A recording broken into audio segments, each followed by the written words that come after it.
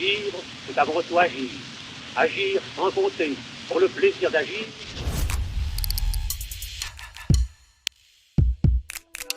Une défiant, qui s'efforce de les réduire à la portion trop lourde. Mais en fait, il n'en est pas.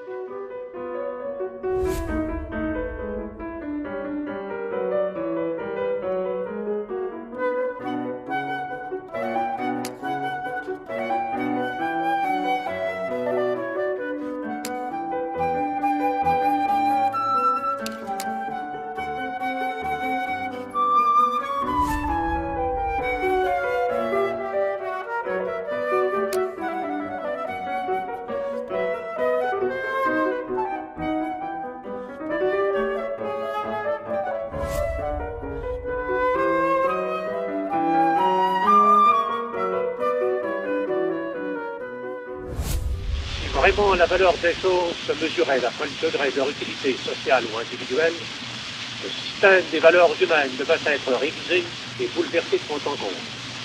Car la place qui est faite aux valeurs de luxe serait, de ce point de vue, incompréhensible et injustifiable. Par définition, ce qui est superflu n'est pas ou est moins utile que ce qui est nécessaire. Ce qui est surérogatoire peut manquer, en gêner gravement le jeu des fonctions vitales. En un mot, les valeurs de luxe sont dispendieuses par nature, elles coûtent plus qu'elles ne rapportent. Aussi, se rencontre-t-il des doctrinaires qui les regardent de l'œil défiant et qui s'efforcent de les réduire à la portion trop lourde. Mais en fait, il n'en est pas qui ait plus de prix aux yeux des hommes. L'art tout entier est chose de luxe. L'activité esthétique ne se subordonne à aucune fin utile. Elle se déploie pour le seul plaisir de se déployer. De même, la pure spéculation. C'est la pensée affranchie toute fin utilitaire et s'exerçant dans le seul but de s'exercer. Qui peut contester pourtant ceux de tout temps.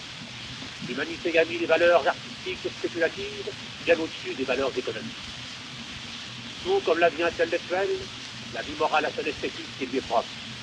Les vertus les plus hautes ne consistent pas en l'accomplissement régulier, strict des actes les plus immédiatement nécessaires au bon ordre social, mais elles ont fait de mouvements libres et spontanés, de sacrifices que rien ne nécessite, et qui même sont parfois contraires aux préceptes du sage économique.